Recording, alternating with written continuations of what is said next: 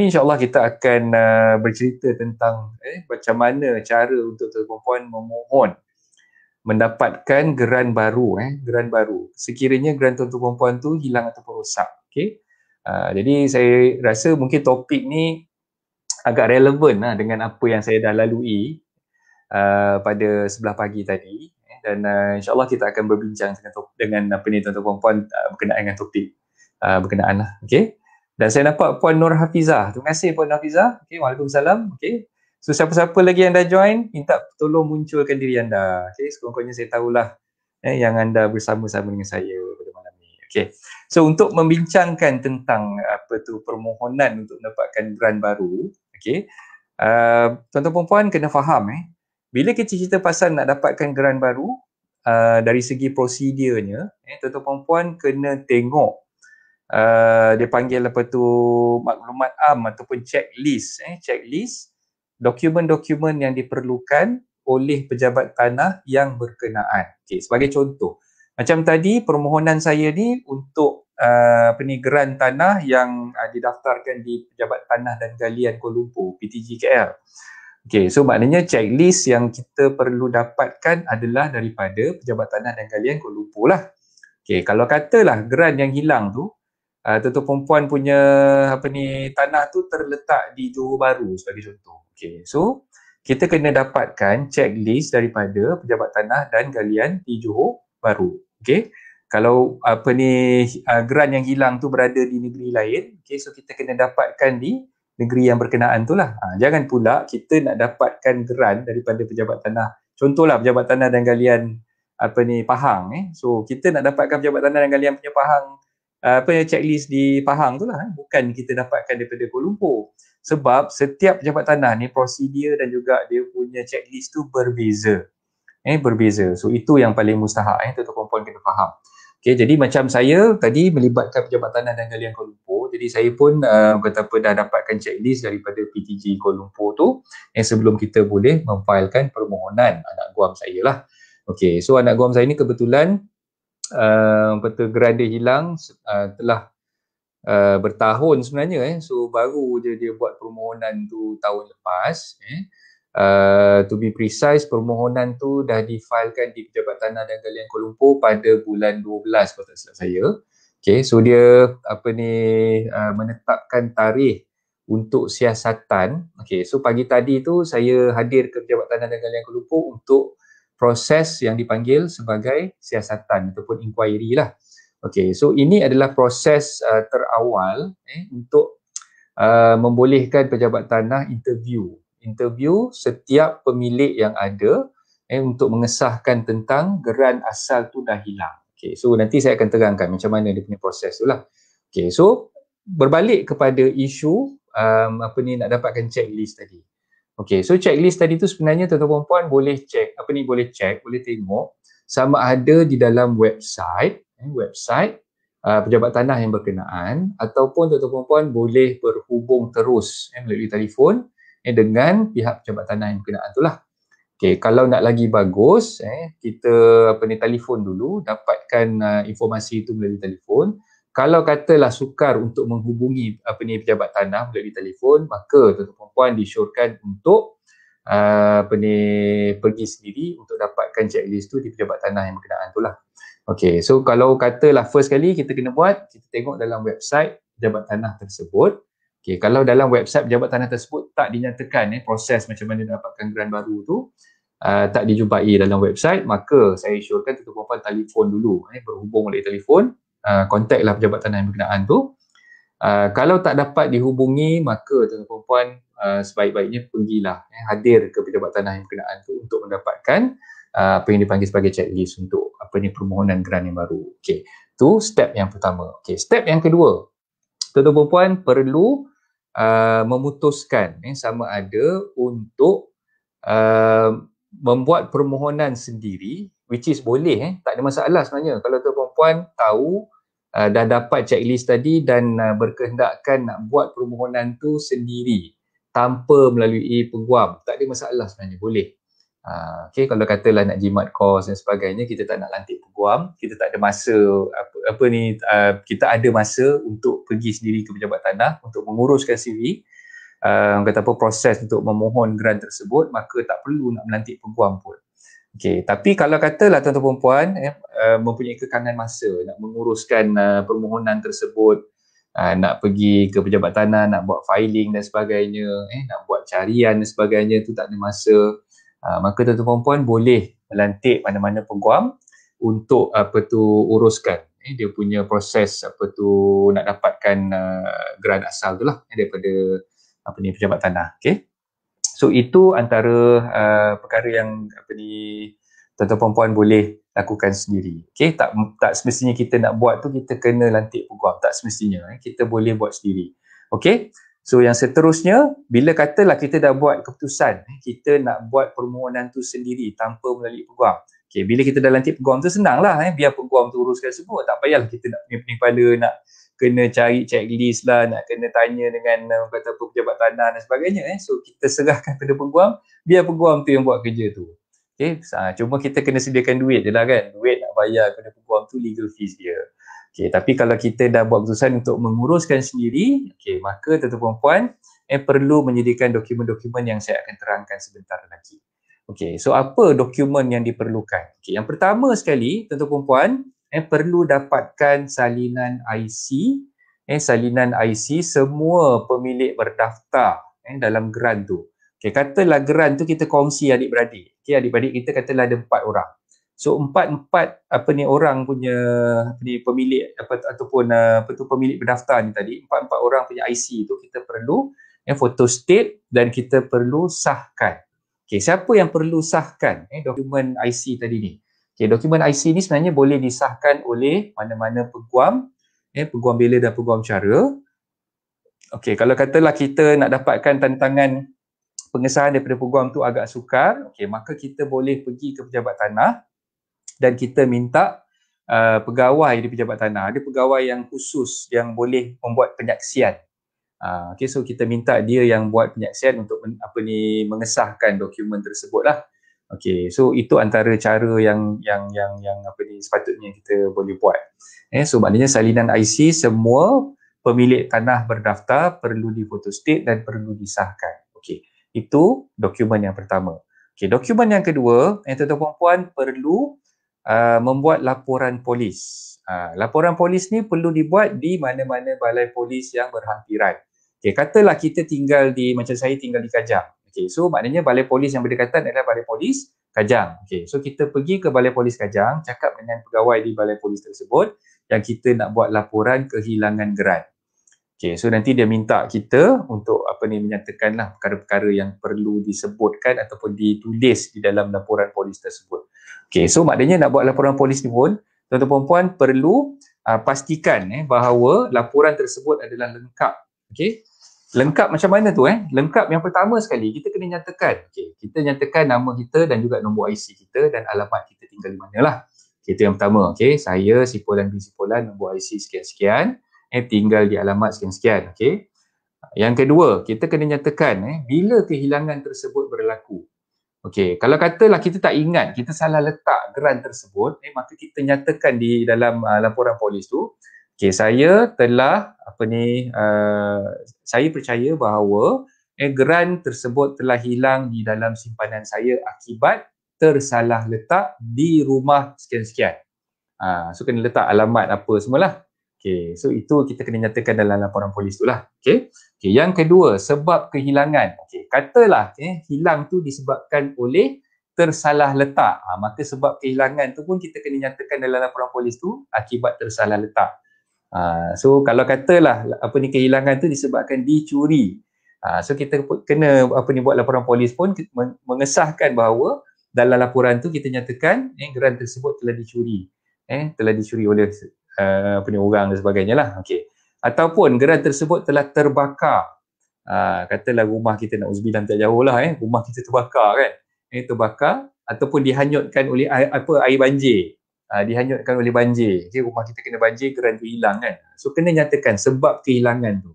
Okey, itu yang kedua. Yang ketiga, kita kena nyatakan juga di mana berlaku kehilangan. Okey, so kalau berlaku kehilangan tu di rumah, kita kena nyatakan kehilangan tu berlaku di rumah pada sekian-sekian hari bulan, pukul berapa. Okey, kalau tak ingat tak apa, just agak-agak je lah. berkemungkinan ayat dia berkemungkinan hilang di rumah pada katalah tarikhnya 2 hari bulan Februari 2020. So kita kena nyatakan dalam laporan polis tu macam itulah. Okey. Dan seterusnya, okey, ini yang paling mustahak sekali. Tuan-tuan dan puan perlu nyatakan maklumat lengkap. Di dalam laporan polis tersebut perlu nyatakan maklumat lengkap geran yang hilang tersebut. Okay, so maknanya setiap geran dia ada nombor geran dia. So maknanya kena nyatakan dalam laporan polis tu nombor geran dia. Katalah HSD 5678. Nombor lot TT 2390. Okay, Mukim Kajang, okay, daerah Hulu Langat, negeri Selangor. Okay, so kena nyatakan sebiji-sebiji dengan lengkap nombor geran yang hilang tadi. Kalau katalah tuan-tuan puan tak perasan ataupun tak pasti nombor geran yang hilang tu apa dia, okay, perlu dapatkan sekurang-kurangnya lah cukai tanah. Cukai tanah, sebab dalam cukai tanah dia ada butiran nombor geran. Okay, so pastikan tuan-tuan puan bila nak buat laporan polis tu kena nyatakan nombor geran dengan lengkap. Sebab penting bila buat laporan polis kena nyatakan nombor geran dengan lengkap. Kalau misal kata tak nyatakan nombor geran dengan lengkap, berkemungkinan tuan-tuan puan punya permohonan tu ada akan menghadapi masalah nanti. So bila buat laporan polis tu pastikan kita nyatakan bila kehilangan berlaku. Yang kedua, sebab kehilangan tersebut berlaku. Yang ketiga, di mana berlaku kehilangan tersebut. Dan yang keempat, kita kena nyatakan maklumat lengkap berkenaan dengan geran yang hilang tadi tu. Nombor geran dia lah yang kita kena nyatakan dengan lengkap. So itu untuk laporan polis. Yang ketiga, tuan-tuan puan perlu juga menyediakan satu dokumen yang dipanggil sebagai akuan berkanun ataupun statutory declaration. Statutory declaration ni maknanya kita perlu angkat sumpah, kita perlu tanda tangan di hadapan Pesuruhjaya Sumpah. Di dalam akuan berkanun tersebut kita perlu menyatakan perkara-perkara berikut. Yang kita kena buat akuan berkanun ni perlu ditantangani di hadapan Pesuruhjaya Sumpah oleh seluruh pemilik berdaftar ataupun seluruh pemilik hartanah tersebut. Katalah macam saya beritahu tadi ada 4 orang pemilik berdaftar, geran tu dikongsi dengan 4 orang. So 4 orang ni kena buat akuan bersumpah ataupun akuan berkanun setiap seorang satu. Macam laporan polis tadi tak perlu. Laporan polis tu katalah daripada 4 orang ni, seorang saja yang pergi ke balai polis pun dah memadai lah. Yang datang ke balai polis ni dia, contohlah macam dia yang simpan geran tu, dia yang hilangkan geran tu. Maka laporan polis tu boleh dibuat oleh seorang saja. Tapi akuan berkanun ni ataupun akuan bersumpah ni perlu ditandatangani dan dibuat oleh 4 orang pemilik berdaftar tadi. Kalau dia ada 5 orang, dia 5 orang pemilik berdaftar kena buat akuan bersumpah. So dalam akuan bersumpah ni apa yang perlu dinyatakan? Maklumat yang perlu dinyatakan dalam akuan bersumpah ni lebih kurang sama macam yang kita nyatakan dalam laporan polis tadi. So macam ada juga orang yang kata kena macam 2 kali kerja ni, dah buat laporan polis kena buat akuan bersumpah pula. Memang prosedur dia macam tu. Akuan bersumpah ni wajib ada, kena ada. So dalam akuan bersumpah tu kita beritahu juga bila kehilangan tu berlaku, sebab kehilangan tu, di mana berlaku kehilangan dan juga maklumat lengkap tentang geran yang hilang tadi. Nombor geran dan juga sampai habislah nombor geran HSD sekian-sekian, nombor lot sekian-sekian, mukim apa, daerah apa dan juga negeri apa. So itu kita kena nyatakan dalam akuan berkanun dan perlu diangkat sumpah, perlu ditandatangani di hadapan Pesuruhjaya Sumpah. Tak boleh tanda tangan depan peguam, kena tanda tangan depan Pesuruhjaya Sumpah dan perlu dicop dan saksikan oleh Pesuruhjaya Sumpah tadilah. So itu antara dokumen yang diperlukan untuk membuat permohonan penigeran hilang di pejabat tanah. Seterusnya, tuan-tuan puan perlu juga menyediakan carian. Carian ni carian apa? Carian geran. Carian geran ni boleh dibuat di pejabat tanah yang berkenaan. Katalah tadi geran kita tu pejabat tanah dan galian Kuala Lumpur, maka kita boleh buat carian di pejabat tanah dan galian Kuala Lumpur lah. So carian ni perlu buat carian rasmi. Carian ada banyak jenis. Ada carian persendirian, ada carian rasmi. Jadi yang kita perlu buat adalah carian rasmi. Okay, carian rasmi ni beza dia ada COP, dia ada tanda tangan oleh pegawai yang berkenaan itulah. Okay, so carian rasmi ni bila kita buat di pejabat tanah yang berkenaan, okay, bayarannya macam di Kuala Lumpur bayarannya RM50. Okay, so macam di Selangor pun bayarannya RM50 juga. Okay, so dekat negeri-negeri lain berbeza lah. Dia tengok setiap negeri tu dia punya carian rasmi tu ada bayaran-bayaran tertentu yang kita perlu bayar lah untuk dapatkan carian rasmi tu. Dan tempoh sah laku carian rasmi ni, okay, kena ingat tempoh sah lakunya hanya 3 bulan sahaja. 3 bulan sahaja. So kalau katalah kita dah buat awal-awal dulu, dah lebih daripada 3 bulan, carian rasmi tu dah tak laku. So kita kena buat carian rasmi yang baru. Okay, jadi nasihat saya carian rasmi ni bila kita dah nak submit ke pejabat tanah, laporan polis dah buat, akuan berkanun dah buat, IC pun kita dah buat photostat dan dah disahkan, last kali barulah kita buat akuan berkanun, kita buat carian rasmi di pejabat tanah. Okay. So semua dokumen-dokumen ni perlu dikompilekan, kumpulkan semuanya, dan bila kita nak hantar permohonan tersebut ke pejabat tanah, biasanya pejabat tanah dia minta kita prepare ataupun kita sediakan surat iringan. Surat iringan ni macam surat kita nak hantar benda tu sebagai permohonan kita lah. So surat permohonan. Ada juga setengah pejabat tanah yang mewajibkan kita untuk menyediakan borang permohonan. Okay, so tengoklah pejabat tanah tu punya requirement macam mana. Sebab tu saya kata awal-awal tadi kita perlu dapatkan checklist dulu daripada pejabat tanah. So untuk dapatkan permohonan tu dibuat, okay, sama ada pejabat tanah tu minta kita prepare surat permohonan ataupun dia minta kita isi borang permohonan. Okay, so antara dua tu lah. Kalau katalah dia minta kita buat surat permohonan, kita buat surat lah. Kalau dia minta kita isi borang permohonan, dan kita isi je lah borang permohonan tu. Okay, so lengkapkan borang permohonan tersebut ataupun kita buat surat permohonan tersebut, dan dalam surat permohonan tersebut mestilah menyatakan dengan lengkap maklumat geran yang hilang tadi tu juga.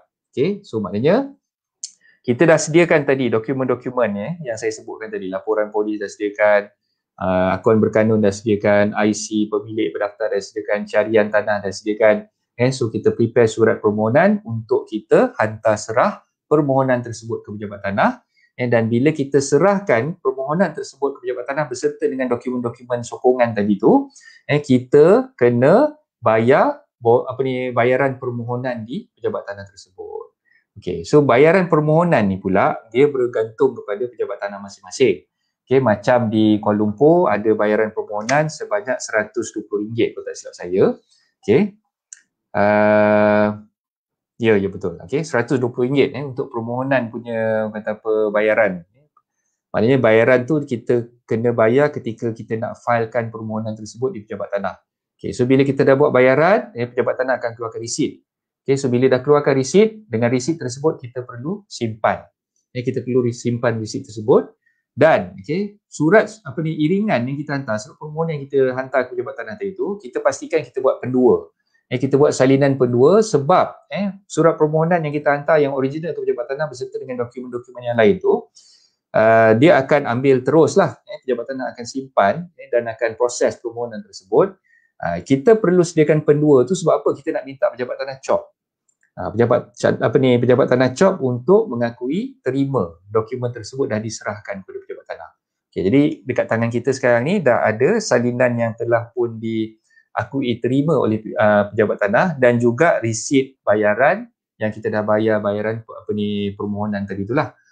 Jadi dengan dua-dua bukti penyerahan dokumen tadi tu kita simpan baik-baik jangan hilang. Sebab apa? Nanti bila kita nak collect, bila kita nak kutip balik geran yang dah diproses tu, pejabat tanah minta kita untuk membawa bersama surat yang kita dah hantar serah tadi yang dah diakui terima oleh pejabat tanah dan juga resit pembayaran tersebut untuk kita collect geran yang dah dikeluarkan.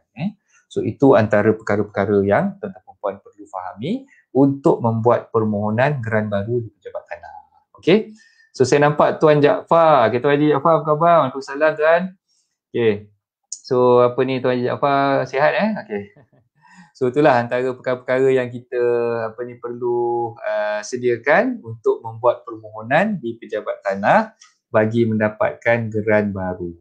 Okey. Right. So proses seterusnya, bila pejabat tanah dah terima permohonan kita tadi tu, maka pejabat tanah akan kenal pastilah sama ada dokumen yang dah difailkan tu lengkap ataupun tidak. Kalau tak lengkap, pejabat tanah akan tolak. Pejabat tanah akan tolak. Maka sia-sialah apa yang kita dah buat tadi tu kan. So, tu yang kena pastikan. Checklist yang kita nak dapatkan daripada pejabat tanah tu, kita kena faham dan kita kena pastikan setiap dokumen yang diperlukan tu kita hantar dengan lengkap. Jangan ada yang tertinggal lah.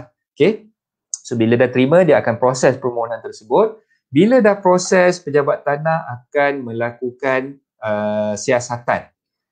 Siasatan ni maknanya pejabat tanah akan tetapkan satu tarikh untuk panggil setiap pemilik tanah tersebut. Macam tadi pemohon tu katalah ada 4 orang. So 4 pemilik tadi tu dia akan panggil untuk hadir ke pejabat tanah bagi menjalankan proses siasatan. Siapa yang akan buat siasatan ni? Siasatan ni akan dilakukan oleh pegawai yang bertugas di pejabat tanah lah. Dia bukan siasatan oleh polis ke apa, bukan. Jadi pegawai yang melakukan siasatan tu adalah pegawai di pejabat tanah tu sendiri. Ataupun lebih sinonim kita panggil dia sebagai ADO. ADO. So maknanya ADO ni dia akan panggil untuk melakukan siasatan dan dia akan keluarkan notis. So bila dah ditetapkan tarikh siasatan, setiap pemilik perlu hadir ke pejabat tanah. Dan kalau katalah ditakdirkan pada hari siasatan tu pemilik tak boleh hadir. So pemilik tak boleh hadir, apa yang dia akan buat? Dia akan set satu tarikh baru untuk melakukan siasatan tu pada masa akan datang. Which is benda tu akan makan masa. Sebab apa? Satu-satu permohonan untuk mendapatkan tarikh siasatan, biasanya pejabat tanah akan ambil masa sekurang-kurangnya dalam sebulan ke 2 bulan. Bergantung pada pejabat tanah tu sendiri. Kalau pejabat tanah yang terlalu banyak permohonan geran hilang ni, mungkin tarikh tu akan lebih panjang. Macam di pejabat tanah wilayah persekutuan tadi, pejabat tanah negara tu saya daftarkan seawal bulan 12 hari tu. Dan ketika dia menetapkan tarikh siasatan yang pertama, kebetulan ketika itu telah diumumkan PKP. Jadi dia terpaksa tangguhkan lagi ke bulan 2 ni lah. So tarikh tadi 23 hari bulan tu merupakan tarikh siasatan yang kedua. So bayangkanlah kalau katalah ditetapkan tarikh siasatan, kita pula yang tak hadir, dia terpaksa menangguhkan lagi. So mungkin kena tunggu lagi 2 bulan ke, kita tak pastilah berapa lama lagi yang dia nak panggil tu kan. Sebab queue tu panjang. So bila kita gagal untuk hadir pada kali yang pertama, dia akan tetapkan untuk tarikh yang kedua yang mungkin lebih panjang lagi lah masa yang dia terpaksa tunggu tu. So bila dah buat siasatan, pegawai telah puas hati dengan apa yang siasatan yang dah dibuat. Dalam siasatan tu dia akan tanyalah, betul ke geran ni hilang di sini dan di sini pada pukul berapa, pada tarikh berapa hari bulan, ketika mana orang yang nama sekian-sekian ni dia yang pegang geran tu, dia yang hilangkan geran tu. Jadi masa siasatan tu kita kena bagi jawapan yang sama lah. Kalau kita ada 4 orang, maknanya 4 orang tu kena cakap, ya betul. Si Polan bin si Polan yang hilangkan geran ni pada tarikh sekian-sekian di alamat sekian-sekian. Kalau orang A cakap lain, B cakap lain, C cakap lain, maka pegawai di pejabat tanah tu akan query lah, kenapa jawapan daripada setiap orang ni berbeza? Betul ke geran ni hilang ke awak ni saja-saja buat cerita geran tu hilang, sedangkan geran tu ada je orang yang simpan kan. So itu yang kita perlu pastikan, setiap orang memberi jawapan yang sama, tak boleh ada jawapan yang berbeza. Kalau kata jawapan dia A lah, jangan pula orang tu jawab B, orang ni jawab C dan sebagainya. So itu yang paling mustahak lah ketika siasatan tersebut. Kita kena jawab dengan synchronize, semua kena sama. Right. So bila dah buat siasatan, pejabat tanah akan proses permohonan tu. Kalau ikut di pejabat tanah dan penigalian Kuala Lumpur tadi, saya tengok dia punya tempoh tu lebih kurang dalam 3 bulan lagi. Dalam 3 bulan tu barulah geran akan dikeluarkan. Sebab yang cetak geran ni bukannya pejabat tanah tu sendiri yang cetak. Yang cetak tu adalah Percetakan Nasional Berhad. So dia kena hantar permohonan untuk mencetak tu di PNMB, Percetakan Nasional Malaysia Berhad. So dekat Percetakan Nasional ni yang akan keluarkan geran yang baru. So itulah sebenarnya dia punya proses dan selepas siasatan tu lebih kurang 3 bulan baru keluarlah geran yang baru tersebut. So geran ni pula ada dua kalau tuan-tuan biasa tengok geran yang baru lah, jangan cerita geran yang lama. Geran yang lama tu mungkin besar dia macam ni kan. Geran yang baru ni size A4 macam biasa, kertas dia special sikit lah dan dia ada dua keping. Bahagian depan lampiran yang pertama tu dia ada depan dan belakang. So bahagian depan tu, atas sekali tu kita akan nampak dia punya lambang negeri lah. So kalau wilayah persekutuan dia ada lambang dari persekutuan di atas sekali. Lepas tu dia ada tulis lah putih-putih nombor geran, nombor lot, daerah apa, mukim apa, negeri apa, semua ada tulis lah dalam muka depan tu. So bahagian bawah tu dia akan tulis lah ada sekatan kepentingan ke, tempoh pajakan berapa lama ke, bila pajakan tu akan tamat. So bahagian muka surat yang kedua, lampiran belakang helaian yang pertama tu dia akan nyatakan pemilikan dan alamat. So kat bahagian belakang tu lah dia akan nyatakan nama pemilik, IC number pemilik, alamat pemilik. Kalau misalnya kata ada gadaian ataupun cagaran yang dibuat di mana-mana institusi kewangan kepada bank dan sebagainya, bahagian belakang tu juga dia akan letakkan dia punya maklumat pemegang gadaian. So itu lampiran yang kedua. Di lampiran yang ketiga, helaian yang kedua tu, muka surat yang ketiga tu dia akan ada pelan. So pelan ni yang kadang-kadang dia kata apa, saya rasa lah yang nak proses makan masa yang panjang tu adalah untuk mendapatkan pelan. So pelan tu yang kita nak kena tunggu lambat sikit lah. So nanti bila dia keluarkan geran yang baru, dia keluarkan dua-dua tu serentak. Lampiran yang pertama, pemilikan dan alamat apa semua tadi tu, nombor geran dan sebagainya, dan lampiran yang kedua, helaian yang kedua tu adalah untuk pelan. So nanti bila dia bagi kepada kita, dia akan bagi sekali lampiran yang pertama dan juga lampiran yang kedua tu sekaligus. So itulah dia proses untuk mendapatkan geran asal sekiranya geran lama tu dah dihilangkan ataupun rosak. So ada apa-apa soalan ke yang nak ditanyakan setakat ni? Kalau siapa-siapa berkendakkan checklist, saya ada checklist dia ni. Ini untuk Pejabat Tanah dan Galian Kuala Lumpur lah. Kalau ada yang perlukan checklist ni, nanti saya boleh sharekan. Saya boleh sharekan checklist ni di dalam grup Telegram. Coach Isaac. InsyaAllah saya akan bagi esok lah. Saya akan masukkan dalam grup Telegram tu. Jadi tuan-tuan puan boleh tengok sendirilah lampiran yang diperlukan dan juga dia punya checklist. So ini untuk Pejabat Tanah dan Galian Kuala Lumpur. Pejabat Tanah ni yang lain-lain tu boleh dapatkan sendirilah. So yang saya akan bagi esok ni dalam grup Telegram ni untuk PTG Kuala Lumpur. Alright. So ada apa-apa soalan tak setakat ni? Kalau ada apa-apa soalan, boleh masukkan di ruangan komen. InsyaAllah saya cuba jawab lah. Kalau kata ada soalan berkaitan dengan geran hilang ni pun boleh. Kalau ada soalan-soalan lain pun boleh, tak ada masalah. Boleh tanyakan kepada saya, insyaAllah.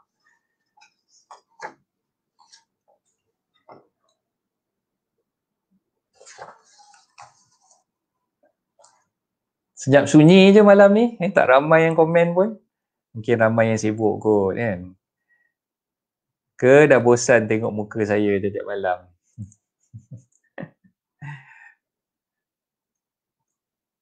Silakan tuan-tuan puan kalau ada apa-apa soalan boleh tanyakan di ruangan komen. Saya bagi masa lebih kurang dalam 5 minit lah untuk saya menjawab soalan tuan-tuan puan tu.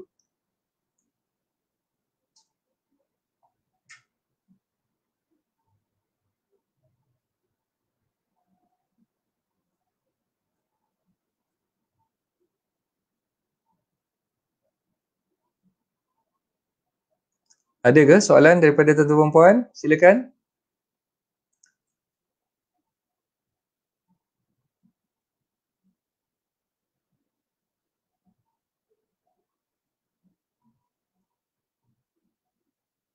Kalau tak ada saya nak sambung sambung sharing saya seperti mana yang saya dah war-warkan pada beberapa hari yang lepas pada hari Sabtu ni 27 hari bulan Hartanah dan anda menganjurkan program yang dipanggil Jual with Style. Jual with Style ataupun singkatannya kita panggil JWS lah. JWS ni saya khususkan untuk bakal-bakal penjual hartanah, bakal-bakal penjual rumah. Siapa-siapa yang berminat untuk mengikuti program Jual Wistal tu, saya masukkan dia punya link di sini dekat ruangan komen tu.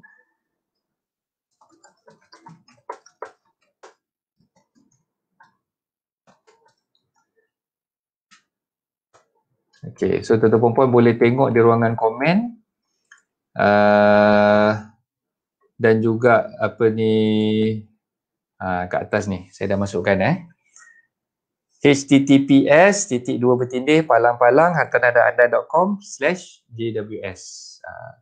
Okay, program ni memang saya khususkan untuk penjual sahaja. Jadi bakal-bakal pembeli tak sesuai.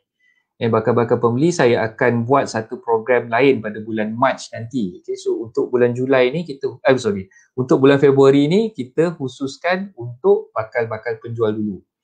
Okay, so dalam program ni nanti saya akan terangkan pada tuan-tuan perempuan berkenaan dengan prosedur undang-undang macam mana untuk tuan-tuan perempuan menjual hartanah. Okay, itu yang pertama. Okay, yang kedua saya akan ceritakan juga tentang macam mana tuan-tuan perempuan nak dapatkan valuation report ataupun market value tanah ataupun rumah yang tuan-tuan perempuan nak jualkan tu. Okay, sebab penting tuan-tuan perempuan untuk memahami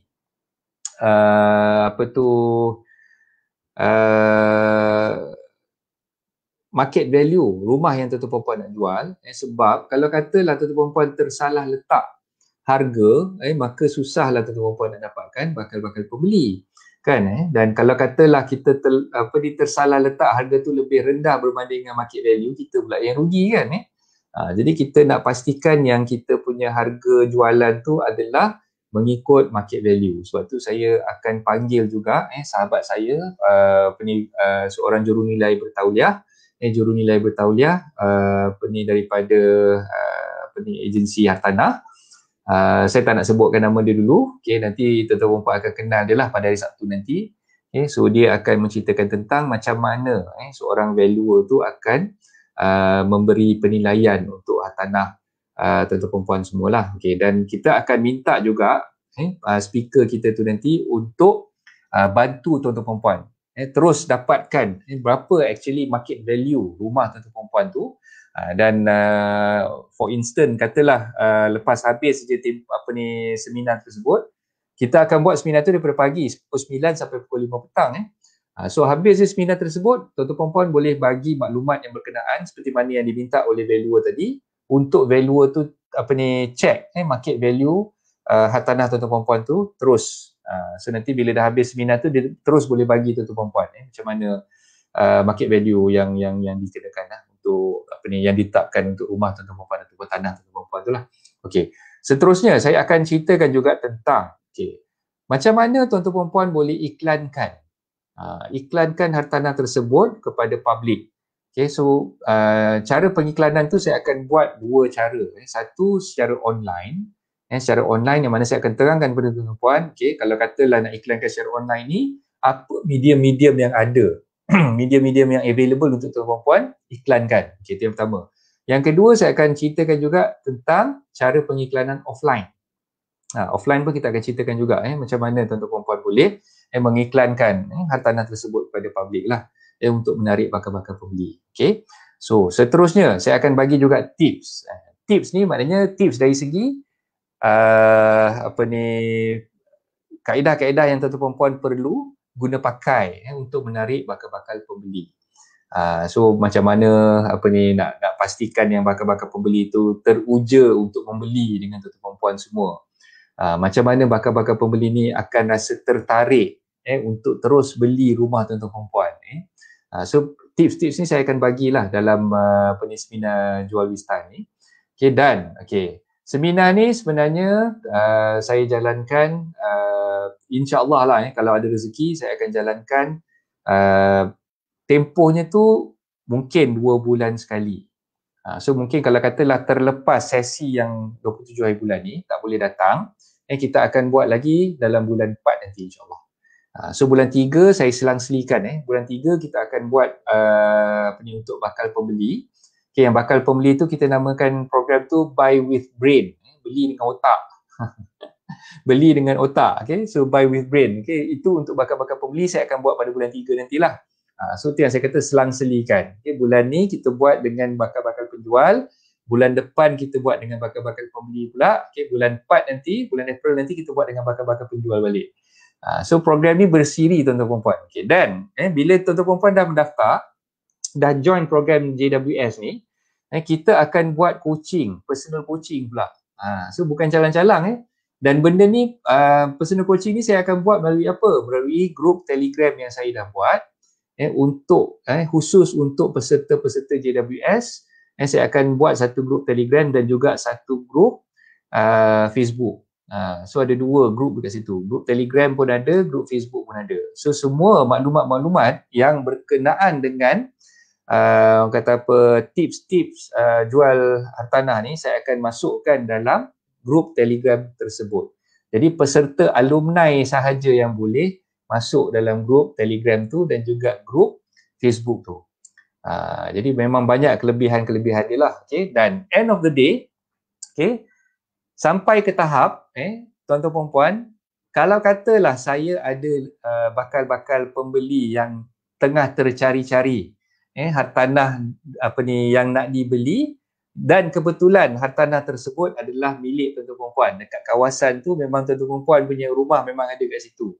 Okay, jadi bakal-bakal pembeli ni terus saya akan channelkan dengan tuan-tuan perempuan yang dah join seminar JWS ni lah. Okay, so itulah antara kelebihan-kelebihan yang ada. Dan okay, berapa bayarannya? Bayarannya memang sangat-sangat minimum tuan-tuan perempuan. Celah gigi pun tak masuk sebenarnya. Tak tahu nak kata celah gigi ke celah apa kan, sebab memang murah sangat-sangat. Saya charge cuma RM30 saja satu kepala. RM30 saja untuk bayaran penyertaan, dan sebenarnya bayaran penyertaan RM30 ni memang tak akan boleh buatkan saya kaya. Kan? Cuma saya nak letakkan bayaran tu disebabkan saya nak komitmen daripada tuan-tuan perempuan semua. Saya tak nak nanti bila saya buat program, saya dah anjurkan program, okay, orang datang orang mendaftar untuk hadir ke program tersebut, end of the day disebabkan program tu percuma, orang tu tak datang. Itu yang kadang-kadang kita penat, bila kita buat program yang daftar tu ramai. Daftar tu mungkin sampai 50 orang, tapi yang datang tu tak sampai pun 20 orang.